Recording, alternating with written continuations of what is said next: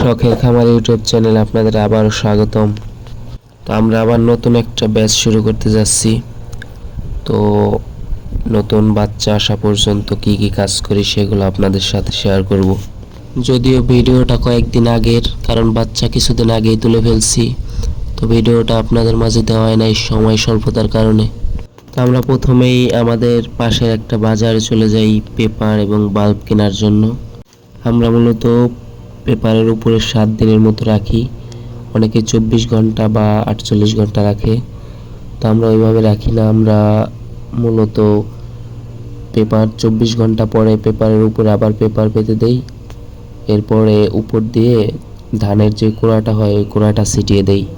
এতে ভিতরের অবস্থাটাও বেশ শুকনা শুকনা থাকে আর লিটারটাও অনেক কম নষ্ট হয়। তো আমরা আমাদের গন্তব্যস্থানে পৌঁছে যাই, এরপরে খামারের জন্য পেপার এবং বাল্ব কিনে নিয়ে আসি। দেখতে পাচ্ছেন পেপার এবং বাল্ব কিনে নিয়ে আমরা খামারের দিকে রওনা হয়েছি। তো এদিকে বাসায় এসে দেখি খামারে বাচ্চা দিয়ে গেছে। বাচ্চা যদিও একদিন পরে আসার কথা ছিল, সকালে খুব ভোরে আসার কথা ছিল, তো বাচ্চা রাতেই চলে আসছে, যে কারণে রাতেই ব্রুডিং সম্পূর্ণ করতে হবে। ব্রুডিংয়ের বেশ কিছু কাজ বাকি ছিল, আপনারা দেখতে পাচ্ছেন এখন পর্যন্ত ভিতরে বাল্বের লাইন দেয় নাই। আর এখানে অনেকেই বলতে পারেন হোবার দেয় নাই কেন, কারণ এখন এমনিতেই অনেকটা গরম, হোবারের দরকার হয় না। এমনিতেই 100 ওয়াট বা 200 ওয়াটের কিছু বাল্ব ভিতরে ঝুলিয়ে দিলেই সঠিক পরিমাণে তাপমাত্রা হয়। এবারের বাচ্চাটা হচ্ছে কাজী রস 308, কাজীর বাচ্চা, কাজী রস। তো এই বাচ্চাটা মূলত ওয়েটটা ভালো আসে। পাশাপাশি ব্রুডিংয়ের যে সকল কাজগুলো বাকি ছিল সবগুলা করে ফেলি। এরপরে পানির ব্যবস্থা করতে হবে আগে। আপনারা সব সময় পানিটা বাচ্চা ছাড়ার আগে দেওয়ার চেষ্টা করবেন, কারণ পানিটা পরে দিলে মুরগি এমনিতে অনেক পেপাসায় থাকে, এরপরে সব বাচ্চাগুলো পানির পাত্রের মধ্যে ডুবে যাবে এবং ঠান্ডা লেগে মারা যেতে পারে। এই জন্য বাচ্চাকে পুরোপুরি হিট দেওয়ার আগেই ব্রুডারে পানির ব্যবস্থা করে নিতে হবে। তো প্রথমে গ্লুকোজ আর লাইসোবেট এই দুইটা পানিতে মিক্সড করে তারপরে মুরগিকে দিব। তো এই দুটো দেওয়ার পরে ভালো করে পানি গুলিয়ে নিচ্ছি। প্রথম দিনটা অনেক গুরুত্বপূর্ণ, এই জন্য দেখতে হবে বাচ্চা খাবার খাচ্ছে কিনা, পানি খাচ্ছে কিনা এবং ভিতরের পরিবেশ ঠিক আছে কিনা, এইটা সব সময় দেখে রাখতে হবে।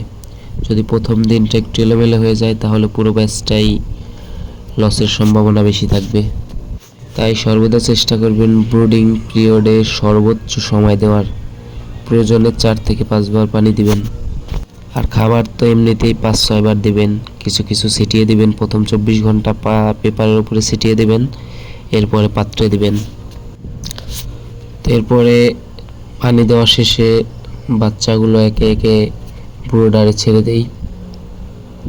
যদিও এইবারে বাচ্চাগুলো সাইজের তুলনামূলক একটু ছোট ছিল,